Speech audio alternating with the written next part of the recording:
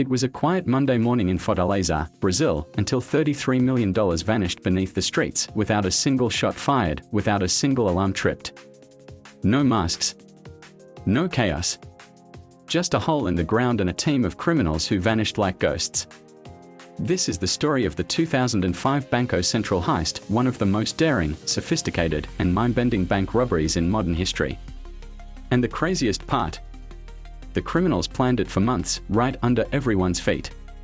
In early 2005, a group of men rented a small house in a quiet neighborhood in Fortaleza, a city in northeastern Brazil.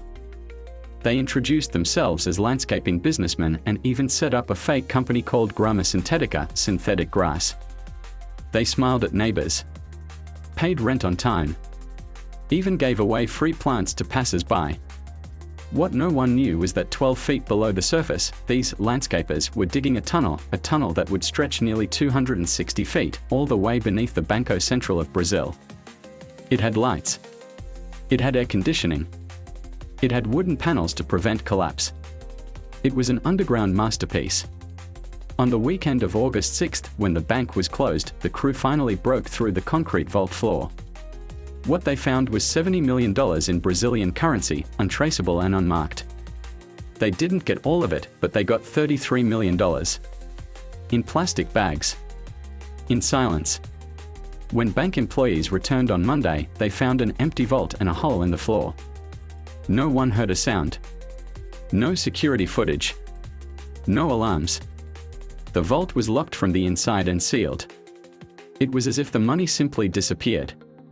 It was the biggest heist in Brazilian history, and for a while, no one knew who did it. But as investigators closed in, members of the gang started to make mistakes. Some flaunted wealth. Others got involved in new crimes. One by one, they were tracked down. In total, over 25 people were involved. But here's the twist: most of the money was never recovered. Nearly $20 million vanished forever. Some say the mastermind escaped to Europe.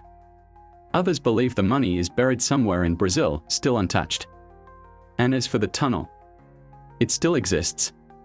A ghostly reminder of a crime so perfect, so precise, it could have come straight from a Hollywood script.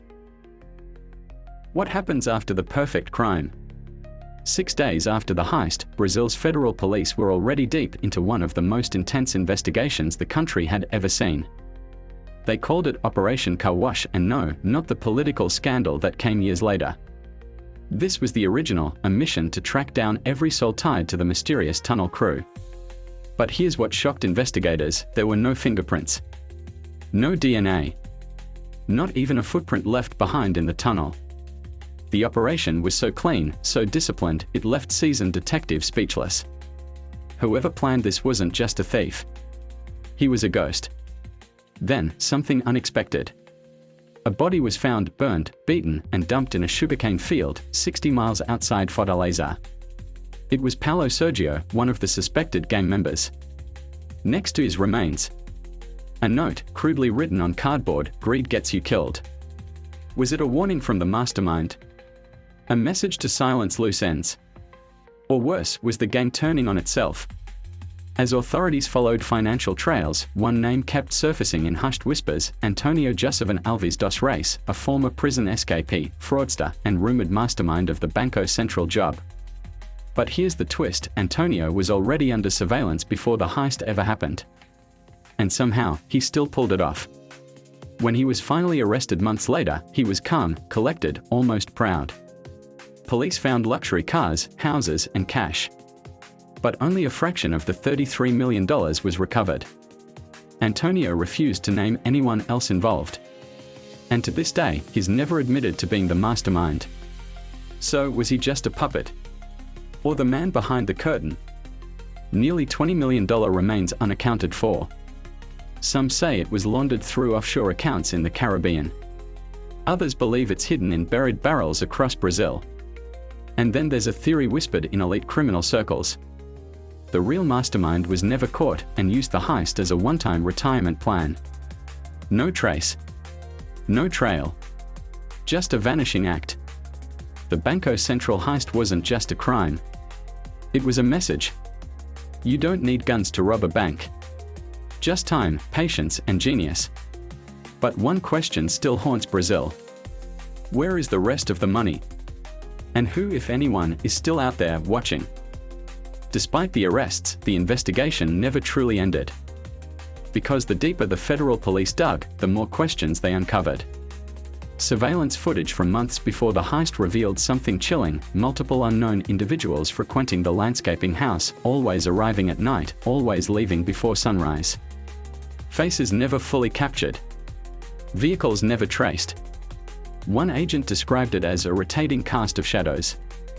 That led to a disturbing theory: Antonio wasn't the mastermind, he was just one piece of a much larger operation. A crime syndicate. One that specializes in silent jobs. One that trains its members to disappear. Over the next 2 years, more suspects were identified: alleged diggers, drivers, lookouts. But every time authorities moved in, they were gone. Apartments empty. Phones burned. Identities erased. 3 suspects are still missing to this day. Interpol issued red notices. Their photos were shared across borders. But not a single confirmed sighting has been made since 2006. It's like they never existed. In 2011, 5 years after the heist, a retired investigator received a call in the middle of the night. A scrambled voice said just one thing: "You're digging in the wrong direction." Then silence. The call was traced to a disposable SIM card purchased in Argentina. The case file reopened the next morning. But no further leads emerged. Still, whispers within law enforcement suggest that the caller was someone on the inside, someone still loyal to the real mastermind. Today, the Banco Central Heist is taught in criminology courses. Cops call it the perfect crime with an imperfect ending. But for every person arrested, a new question surfaced. Who funded the operation? Where's the missing $20 million? And was Paulo Sergio the only one silenced? Rumors persist that 2 other bodies were found, but never reported publicly. Hidden to protect an ongoing investigation. Or worse, covered up by someone with power. The Banco Central robbers may have vanished into the dark, but their legend hasn't. The story isn't over. In fact, some believe the crew is planning a second job. Not in Brazil. Not in South America. But somewhere else. Somewhere bigger. One heist. One crew. One ghost still out there.